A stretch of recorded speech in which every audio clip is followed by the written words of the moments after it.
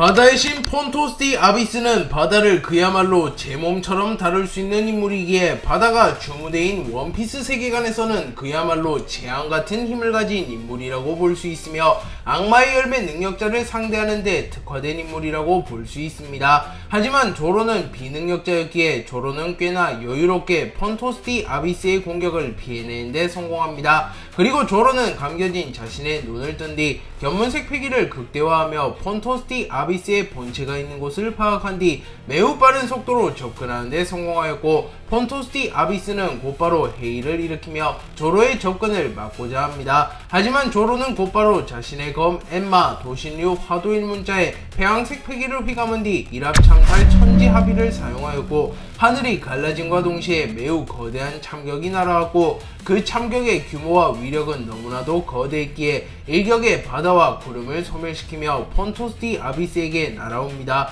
그리고 폰토스 아비스는 곧바로 자신의 무기 해신극의 배양색 패기를 휘감은 뒤 범람을 사용하였고, 해신극을 중심으로 엄청난 양의 물이 응집됨과 동시에 폐양색 패기와 함께 순식간에 폭발하였고, 폰토스 아비스의 범람과 조로의 일합참살 천지합일이 공중에서 충돌합니다. 그리고 둘의 기술은 호각의 모습을 보이며 치열하게 부딪혔고, 충돌의 여파만으로 주변에 있던 작은 섬 하나가 그대로 소멸되어 버립니다. 그렇게 사실상 이들의 공격 하나하나가 고대병기 플루톤이나 우라노스에 준하는 엄청난 파괴력을 가졌다고 볼 수 있습니다. 조로는 기합을 지르며 자신의 공격에 힘을 더하며 이 세상에 내가 배지 못하는 것은 없다 라고 소리쳤고, 점점 조로의 공격이 우위를 점하는 모습을 보입니다. 하지만 그 순간 순식간에 폰토스 아비스의 공격과 기척이 소멸되었고, 조로의 공격은 허무하게 지각을 뚫어낼 뿐 폰토스 아비스를 타격하지는 못합니다. 그리고 조로는 침착한 모습을 보이며 견문색 패기를 사용하여 폰토스 아비스의 위치를 읽어내려 하지만 그 순간 바다에서 물줄기가 치솟으며 조로의 움직임을 저지하였고, 이후 폰토스 아비스가 등장하여 조로의 복부를 강타합니다. 이때 폰토스 아비스의 손은 푸르게 빛나고 있었고, 무장색 패기를 활용하여 내부부터 타격하는 기술인 류오를 사용한 것처럼 묘사됩니다. 조로는 정타를 허용하며 피를 토해내고, 기술을 시전하고 음흉하게 기습을 하다니 신이라고 불리는 남자가 하는 짓은 좀생이가 따로 없군 이라고 소리칩니다. 그러다 폰토스 아비스는 눈 하나 깜빡이지 않으며 승부에 정정당당 따위는 존재하지 않는다 애송아. 검사들은 이상하리만큼 정정당당한 승부와 낭만에 집착하는 경향이 있었지. 이놈 역시 똑같은 부류라는 것을 알아보고 내린 합리적인 판단이다. 그리고 그 결과는 곧 정타로 이어졌고, 방금 그 공격은 바다의 저주. 이제 네 녀석의 몸은 체내부터 끊임없이 파괴될 것이다 라고 말했고, 조로는 정말로 자신의 몸이 불타오르는 감각을 느낍니다. 하지만 조로는 고통을 참는 것에는 일가견이 있는 인물이었기에 표정 하나 깜빡이지 않으며 아무 일도 없는 것 같은데 라고 받아쳤고, 폰토스 아비스는 훌륭한 정신력이로군. 마치 그 남자가 떠오르는데 반더데켄 과거 정점에 올랐던 검사였었지. 허나 그 역시 결국 유일신에게 도전하며 처참히 패배했고 영원히 바다 밑에 잠들게 되는 결과를 맞이하게 되었다. 롤로노와 조로, 너 역시 반더데켄과 같은 최후를 맞이하게 될 것이다 라고 소리십니다.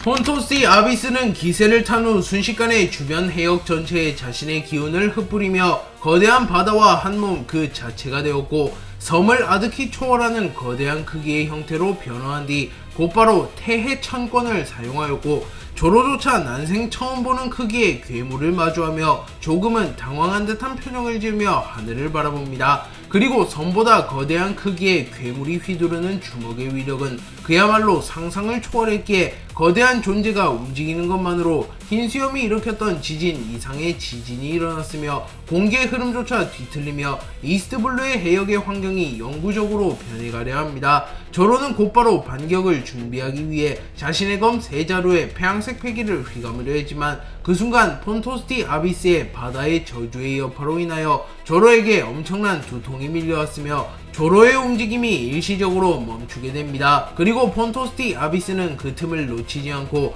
태해 청권을 사용하여 조로를 강타하는 데 성공하였고, 조로는 찰나의 순간 문양색 패기를 두르며 방어하였지만 치명상을 입으며 그대로 멀리 날아가 버립니다. 그리고 조로는 다시 일어나려 했지만 몸이 말을 듣지 않으며 조로는 주춤하였고, 폰토스티 아비스 역시 너무나도 많은 에너지를 사용한 탓에 체력적으로 한계가 온 듯한 모습을 보이며 다시 크기가 정상화됩니다. 그리고 폰토스티 아비스는 조로가 다시 일어나기 전에 조로를 확실히 마무리 짓기 위해 조로에게 다가왔고, 조로는 자신에게 다가오는 폰토스티 아비스를 바라보며 하하, 몸이 말을 안 듣는 경험은 오랜만이군. 딱히 방심 따윈 안 했는데 과연 신이라고 불리는 존재인가? 라고 말합니다. 그리고 폰토스티 아비스가 조로의 앞에 나타났고, 폰토스티 아비스 역시 비투성이가 된 상태였습니다. 폰토스티 아비스는 숨을 헐떡이며 잘 가라 최강의 검사여, 너라는 남자를 이 폰토스티 아비스가 평생 기억하겠노라 라고 말한 뒤 자신의 무기 해신극을 치켜세워 조로의 심장을 찔러버리려 합니다. 그러나 그 순간 조로가 미처 영구 패도로 만들지 못했던 마지막 검 화도일문자가 스스로 조로를 보호하기 위해 엄청난 폭발을 일으키며 폰토스티 아비스는 충격을 입으며 멀리 날아갔으며 조로조차 당황한 듯한 표정을 짓습니다. 그리고 화도일문자는 스스로 조로의 패기를 흡수하기 시작했고, 조로는 매우 고통스러운 듯한 표정을 지으며 비명을 지릅니다. 참고로 조로는 어떠한 상황에서도 비명을 지르지 않는 인물인데, 조로가 비명을 질렀다는 것은 현재 조로가 느끼는 고통의 강도가 상상을 초월함을 의미합니다.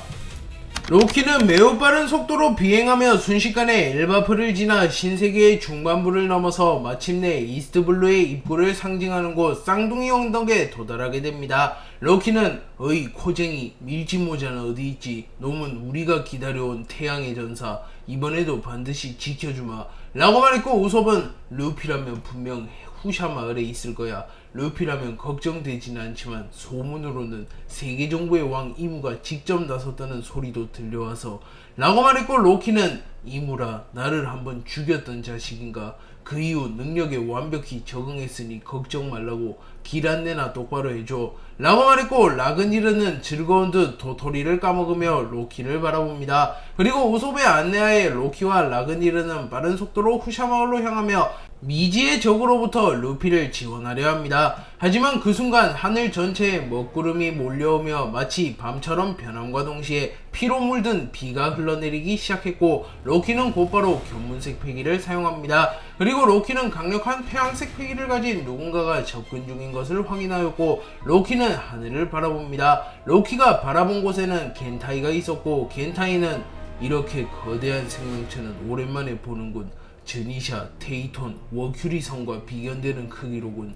자네가 엘바프의 왕 로키인가? 듣던 대로군. 강력한 태양색 패기와 니드호그의 능력을 다루는 고대 거인조 이라고 말했고, 우섭은 겁을 먹은 듯한 표정을 짓습니다. 로키는 어이 코쟁이, 저 녀석 적이지 라고 물었고, 우섭은 저 녀석은 세계정부 소속이야. 과거 루피와도 붙었던 자식인데 전대 해적왕으로 불렸던 남자야 라고 말했고, 로키는 해적왕, 골디 로저랑 동급이라는 건가? 라고 중얼거렸고, 겐타이는 로저는 나와 달리 낭만이 있던 멋진 해적이었지. 록스라는 녀석도 마찬가지고. 허나 실력 없이 낭만만을 좇는 이들을 우리는 패배자라고 부른다. 인류는 낭만과 실력을 모두 쟁취한 진정한 왕, 이류는 왕의 옆에 붙어 콩고물을 주워먹는 비굴한 자, 삼류는 실력 없이 낭만을 좇는 패배자, 적절한 비유이지 않는가? 이라고 말하며 이무를 1류, 자신을 2류, 로저와 록스를 3류로 비유하며 간접적으로 자신이 로저와 록스보다는 우임을 시사합니다. 로키는 표정을 구기며 어이 감히 록스를 모욕하는 거냐? 그는 나의 인생의 전환점이 된 사내다. 세계정부의 개 따위가 함부로 지저댈 인물이 아니라는 거다 라고 말합니다. 그리고 그 순간 겐타이의 머리에 이무의 전원이 울렸고, 이무는 겐타이, 로키를 막아라. 놈은 과거 무의 힘을 받은 하랄드를 물리친 괴물, 결코 밀짚모자를 돕게 둬서는 아니 된다 라고 말했고, 겐타이는 알겠습니다 이무님 이라고 말한 뒤 로키를 바라봅니다. 그리고 로키는 전투태세를 갖추며 어이 코쟁이, 잠시 물러나 있으라고. 놈은 금방 처리하겠다 라고 말하였고, 겐타이는 꽤나 여유로운 모습을 보이며 기대되는군. 고대 거인족의 의지를 받은 남자여 라고 말합니다. 로키는 겐타이와의 대결이 시작되자마자 인간형으로 돌아왔고, 겐타이는 흥미롭다는 듯한 표정을 지으며 니드오그의 힘은 필요 없다는 건가? 라고 물었고, 로키는 나보다 한참이나 작은 녀석을 상대하는데 모든 힘을 드러낼 필요는 없지 않는가? 이 녀석 해적왕이라고 했나? 나는 그 말을 믿을 수 없다.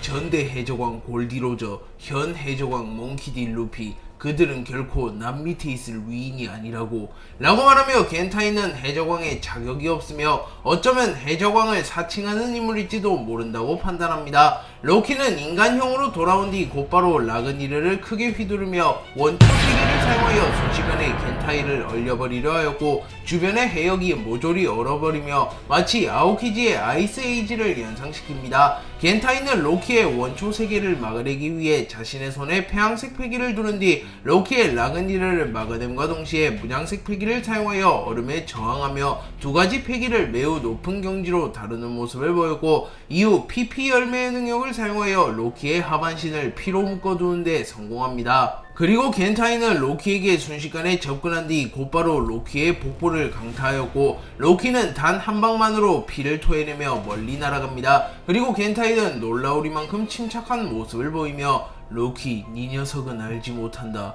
부, 명성, 명예 모든 것을 손에 거머쥔 남자가 사실은 세상의 주인공이 아니라는 것을 알게 되었을 때의 허탈함을 이라고 말하며 과거 라프텔에 도달하며 데뷔보 원피스를 찾게 되었지만, 원피스가 기다리는 인물은 자신이 아님을 알게 되었던 순간과 그 이후 이무에게 도전했다가 처참하게 박살난 뒤 스스로 동료를 모두 죽이고 이무에게 충성을 맹세했던 비구라고도 허탈했던 기억들을 떠올렸고, 그 순간 겐타이의 폐양색 패기가 크게 요동치며 하늘을 뒤덮습니다. 겐타이는 필자는 누구나 꿈을 이룰 자격이 있다고 말한다.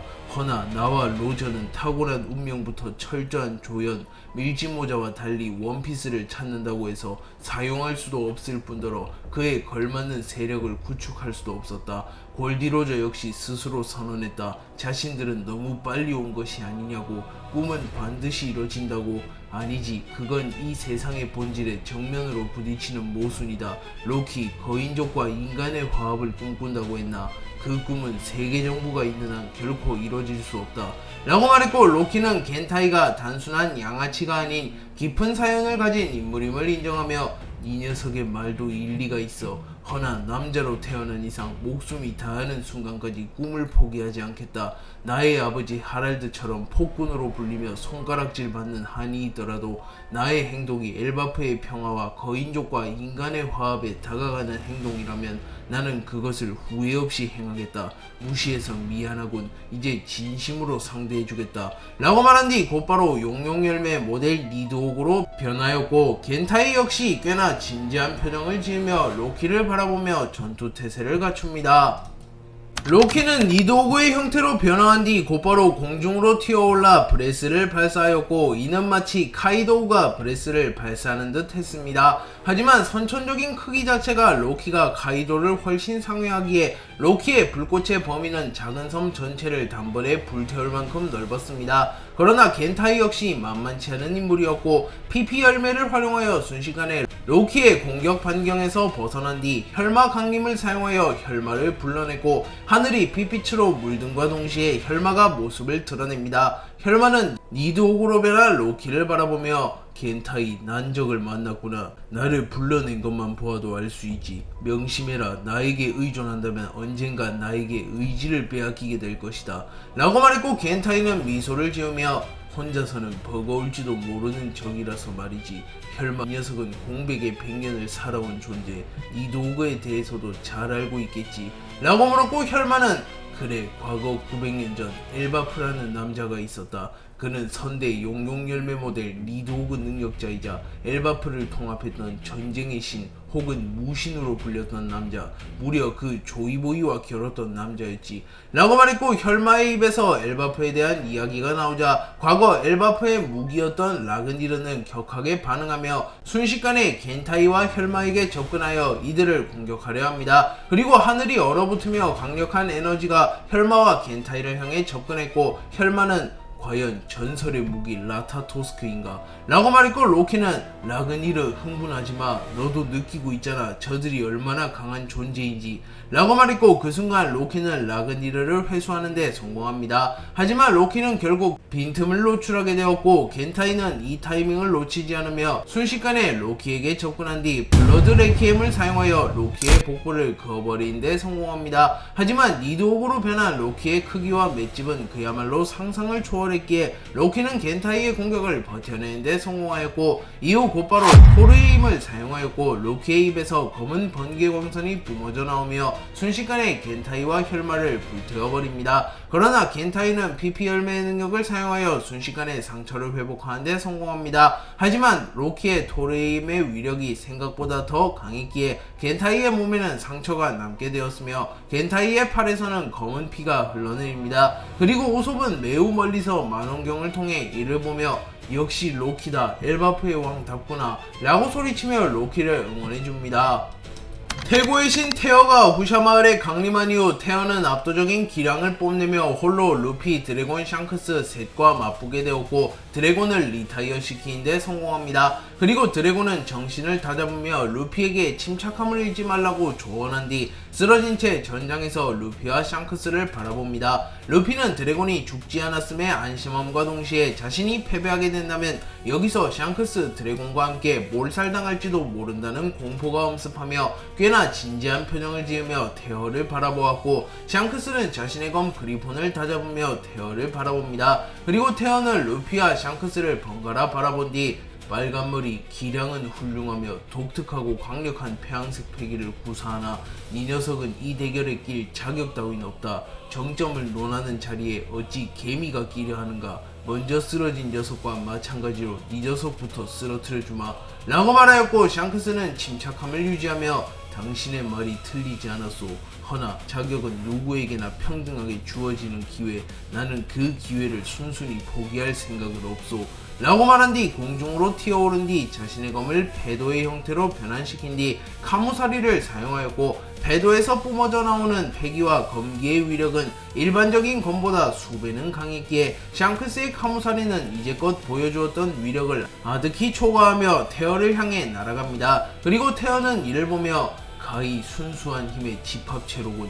능력에 의존하지 않고 정점에 오른 자가 평생토록 구사한 일격인가.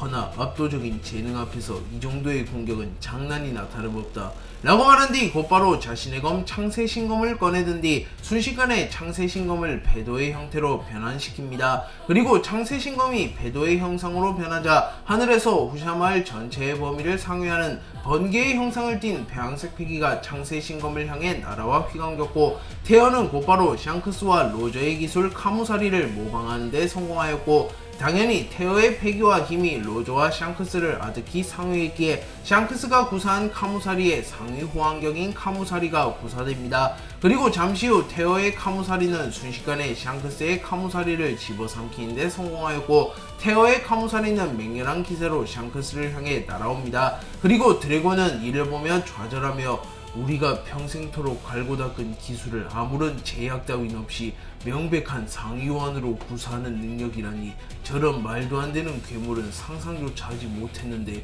라고 중얼거립니다. 그리고 샹크스는 테어의 압도적인 패기와 누적된 데미지 탓에 몸이 굳어버리며 주춤하게 되며 위기에 빠집니다. 하지만 그 순간 루피가 순식간에 샹크스의 앞으로 이동한 뒤 과거 제2의 정상결전에서 구 3대장의 협공기를 막아냈던 기술인 고무고무 솔라 디에티건을 사용하여 테어의 카무사리를 막아섰고, 루피와 테어의 폐왕색 패기가 충돌하며 엄청난 위력의 충격파가 형성됩니다. 테어와 루피의 폐왕색 패기가 충돌한 직후 하늘이 말 그대로 찢어지며 엄청난 굉음이 이스트블루 전체를 뒤덮었으며 바다가 요동치는 것을 넘어 바다 깊숙한 곳에 닿아있던 지각마저 붕괴되며 용암이 흘러져 내리며 주변 해역은 그야말로 용암과 바닷물이 뒤섞인 이질적인 환경으로 변해갔고, 과거 아오키즈와 아카이누가 10일간 충돌하며 펑카자드 전체의 기후가 영구적으로 뒤바뀐 듯한 현상이 일어나기 시작합니다. 그리고 테어와 루피의 폐왕색 패기가 팽팽히 맞선 끝에 결국 두 패기는 우열을 가리지 못하며 하늘로 승천하였고, 루피는 지친 듯한 표정을 지으며 테어를 바라보며 더는 소중한 사람을 쓰러뜨리게 놔두지 않아 라고 소리칩니다.